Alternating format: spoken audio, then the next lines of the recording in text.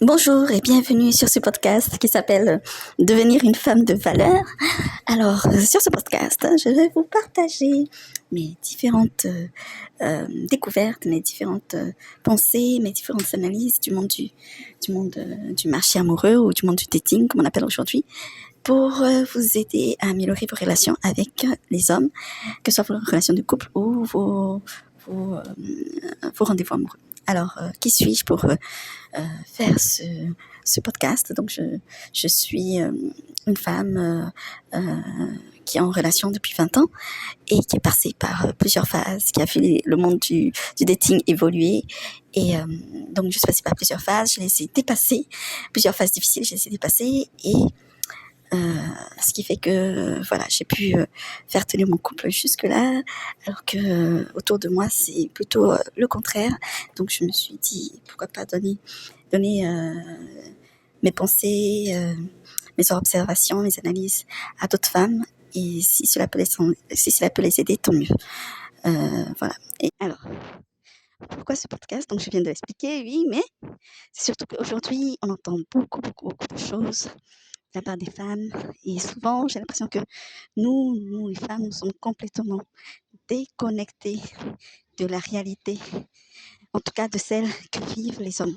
Or, dans un monde où on doit interagir avec les hommes, vivre avec eux, se marier, faire des enfants avec eux, je pense qu'il est préférable de pouvoir les comprendre et surtout accepter leur réalité. C'est-à-dire arrêter de lutter contre, arrêter de vouloir absolument les changer, puisque nous, on souhaite qu'ils nous acceptent comme on est. Donc, c'est normal qu'eux aussi souhaitent qu'on les accepte comme ils sont. Donc, en fait, le but de ce podcast, c'est pour aider donc, notre communauté de femmes à mieux comprendre les hommes dans dans le but d'arrêter toutes ces prises de tête, ces guerres hommes-femmes, vraiment que je trouve inutiles. Je ne comprends pas pourquoi on est arrivé à ce stade-là, mais c'est une réalité. Et il y a beaucoup de choses, beaucoup de femmes qui vont droit dans le mur. Je pense, c'est mon avis. Et donc, si je peux apporter ma petite aide, on ne sait jamais. Parce que regarder, écouter les vidéos YouTube m'a beaucoup apporté. Pas forcément sur ce domaine-là, mais dans d'autres domaines de ma vie, que ce soit business, ou développement personnel, ou spiritualité. Alors, YouTube, quand même, joue un rôle important dans notre vie aujourd'hui. Et donc, je voulais apporter ma petite pierre à l'édifice. Si je peux aider certaines femmes à mieux comprendre le sexe masculin, ce serait bien. Donc voilà. Alors, le sujet du jour est... faut-il être vierge pour trouver un homme bien? Oui, vous avez bien entendu, les dames. Donc, moi, personnellement, je suis aujourd'hui mariée, j'ai 2 enfants et j'avoue que je n'étais pas forcément vierge quand j'ai rencontré mon mari. Bon. Mais j'ai eu que très peu de partenaires avant lui. Et donc, je sais qu'aujourd'hui, ce n'est pas la mentalité qu'on voit en tout cas sur les réseaux. C'est plutôt, ce qui est propagé, c'est plutôt oui, fais ce que tu veux de ton corps. Et après, on verra, de toute manière, tu trouveras quelqu'un, il t'acceptera comme tu es. Ça n'a aucune importance. Sauf que si, mesdames, je suis désolée de vous le dire, pour celles qui croyaient vraiment que ça n'a aucune importance, ça a de l'importance. Je ne dis pas que c'est juste. Oui, je sais, c'est injuste. Injuste de ne pas pouvoir nous aussi s'amuser à gauche, s'amuser à droite. Mais c'est comme ça. C'est-à-dire que si vous voulez trouver quelqu'un de bien, qui vous respecte et qui prend soin de vous et qui vous, quand je dis qui vous respecte, c'est vraiment sur le long terme, c'est pas juste au début quand on est dans les feux de l'amour et quand tout est beau, tout est mignon. Non, qui vous respecte plus longtemps que ça, pendant 20, 30 ans, il y a certaines qualités que vous devez avoir. Et comme nous, on a des exigences par rapport aux hommes. Bon, certaines filles n'ont pas d'exigences, elles prennent tout ce qui passe. Bon, ça, c'est un autre problème. Mais celles qui ont des exigences, Sachez que si vous avez des exigences, c'est normal que la personne en face en ait aussi. Sinon, ce serait une relation déséquilibrée. Je sais pas pourquoi, on a cette mentalité que l'homme doit tout accepter de la part de sa femme. Donc la femme peut être une vraie, comment on appelle ça? Une vraie, voilà, je vais écrire le mot, mais l'homme doit l'accepter. Je ne sais pas où est-ce qu'on a vu cela, je ne sais pas pourquoi on a cette mentalité-là aujourd'hui, mais ce n'est pas possible. Les hommes se réveillent là, ils en ont marre. Il y a eu trop d'abus de certaines, et ils en ont marre. Donc aujourd'hui, il y a un très très gros mouvement Red Pill là qui se développe, qui est de plus en plus fort en France, aux États-Unis, on n'en parle même pas. C'est la révolte des hommes. Oui, les hommes en ont marre. Ils en ont marre de voir des filles qui sont exigeantes, super exigeantes, mais qui ne veulent rien donner en retour. Ils en ont marre d'avoir des femmes ou des copines qui ne les respectent pas. Ils en ont marre d'être traités comme de la merde par certaines, pardon. Ils en ont marre qu'on essaie de les féminiser. Donc, en fait, ils en ont marre. Ils veulent aussi qu'on accepte leur état naturel, c'est-à-dire leur masculinité. Comme aujourd'hui, on demande aux hommes d'accepter la féminité. Bref, revenons au sujet. Donc, l'une des qualités qu'apprécie un homme chez une femme, c'est ça, le fait de ne pas avoir eu énormément de partenaires. Pourquoi? Parce que dans leur tête, ils veulent être, entre guillemets, les premiers. Les premiers. C'est comme ça. C'est comme ça. Pas la peine de se battre, de dire non, non, non, non, non, c'est un fait. C'est un fait. Et c'est à nous de le respecter. C'est pour ça, je pense que je vais souvent répéter sur cette chaîne que si vous souhaitez que l'on vous accepte comme vous êtes, il va falloir aussi accepter l'autre comme il est. Oui. L'autre n'est pas un larbin, l'autre n'est pas, je ne sais pas, une servante ou n'est pas notre employé ou je ne sais pas. L'autre a aussi son avis personnel.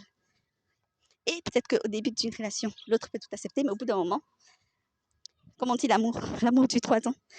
Pour certains 7 ans, pour d'autres plus. Bref, au bout d'un moment, il y a cet état amoureux-là qui s'arrête. Et c'est là que, pour moi, je trouve, commence vraiment l'amour, la vraie relation. C'est-à-dire, on n'est plus dans le flou, dans les comment on dit ça? Dans les rêveries, dans les contes de fées. Non, là, c'est la vraie réalité. Bref. Donc, quand une fille respecte cette exigence, pour eux, c'est comme si elle était, entre guillemets, sainte, en fait. Comme si elle était précieuse, comme si elle était vraiment, comment dire, la chose la plus belle au monde, en fait. Voilà. Parce que ça lui donne de la valeur à leurs yeux. Ça donne de la valeur à leurs yeux. C'est comme ça. Donc, ça veut dire que, mesdames, ou les jeunes filles qui m'écoutent, on ne sait jamais, ma chaîne, on ne sait jamais. Donc, ça veut dire que si vous voulez avoir beaucoup plus de valeur dans ce monde et auprès, en tout cas, par rapport aux yeux des hommes et surtout sur le marché de l'amour, ce point-là sera très important à respecter. Et quand on dit très peu, en avoir eu 1, 2, 3, maximum, vraiment le grand max, c'est 5. Le grand max, même si je pense que certains hommes me diront 4, le grand max. Pourquoi? Parce que plus vous avez eu des rapports avec d'autres personnes, d'autres hommes, moins vous avez de la valeur à leurs yeux et moins pour eux, moins vous savez vous préserver, moins plus dans leur tête, vous pouvez aller aussi sortir avec quelqu'un d'autre plus facilement. Et c'est comme ça, en fait. Voilà, c'est comme ça. Et si vous voulez trouver quelqu'un qui vous protège, qui vous garde, qui vous respecte, qui vous traite comme un diamant, c'est-à-dire une chose précieuse, eh bien, ça, c'est une règle à suivre. c'est vraiment une règle à suivre. Maintenant, si vous savez déjà énormément et que, vous recherchez quelqu'un de sérieux, quelle serait la solution? Alors, j'y réfléchis. Alors, la solution dépend bien sûr de chaque cas, d'accord? Je m'explique. Pour certaines, ça sera possible de trouver quelqu'un qui va accepter comme elles sont, qui vont l'accepter. Certes, pour certaines, ça sera facile de trouver quelqu'un qui vont les accepter, pardon, comme elles sont. Pourquoi? Parce que soit elles sont très jolies, elles sont elles sont la beauté physique idéale, en tout cas en Occident, c'est-à-dire grande, blonde, aux yeux bleus, taille mannequin, euh, qui n'est pas trop, qui n'est pas féministe, donc ça veut dire quoi qui n'est pas féministe? C'est-à-dire qui sait laisser l'autre parler, qui ne veut pas forcément compétir avec, avec l'homme, voilà. Qui sait attendre avant de parler, pas forcément montrer que oui, je peux faire forcément comme lui, je peux faire forcément comme si. Oui, une fille comme ça, je pense que même si c'est mon avis, hein, je pense que même si elle a eu plusieurs, même si elle a plusieurs, même si elle a eu plusieurs relations, plusieurs partenaires, plus de 4, plus de 5, je pense que ça pourra passer parce que on sait tous que les hommes aiment le physique. Hein. Ils sont très rattachés au physique, très attachés au physique, mais pas seulement en fait, aussi à la personnalité, ou plutôt au savoir-vivre de la femme avec qui ils veulent faire leur vie ou avec qui ils ont cette, comment dire, ils ont envie de créer une relation. Voilà. Donc, soit ce type de fille, soit vous allez donc faire plusieurs recherches afin de trouver le bon. Je veux dire, vous allez faire plusieurs dates avant de trouver le bon. Voilà, celui qui va vous accepter comme vous êtes. Et ça peut prendre du temps. Je veux dire, je connais des personnes qui, des femmes bien sûr, qui sont de ces cas-là et j'avoue que ça prend du temps. Ça prend du temps. Voilà, surtout quand on a plus de 33 ans. Voilà. Alors que si vous avez plutôt dans la vingtaine, je pense que vous avez encore plus de chances. Encore plus de chances de trouver quelqu'un qui va accepter votre passé sexuel sans broncher. Si en plus vous êtes grande blonde aux yeux bleus, ou bien si vous n'êtes pas grande blonde aux yeux bleus, mais que vous êtes grande avec un caractère doux, non féministe, je pense aussi que ça peut passer. Après, certaines vont se dire peut-être, bon, ça y est, de toute manière, j'ai arrêté de faire ça et tout ça. Oui, ok, ça peut passer aussi si vous expliquez, non, mieux vaut ne pas expliquer, non. Surtout pas ne pas expliquer. Si vous expliquez votre situation, votre passé, là, non, c'est pas une bonne idée. Le mieux, c'est d'être vague sur le truc. Parce que c'est moins risqué en fait que de tout expliquer.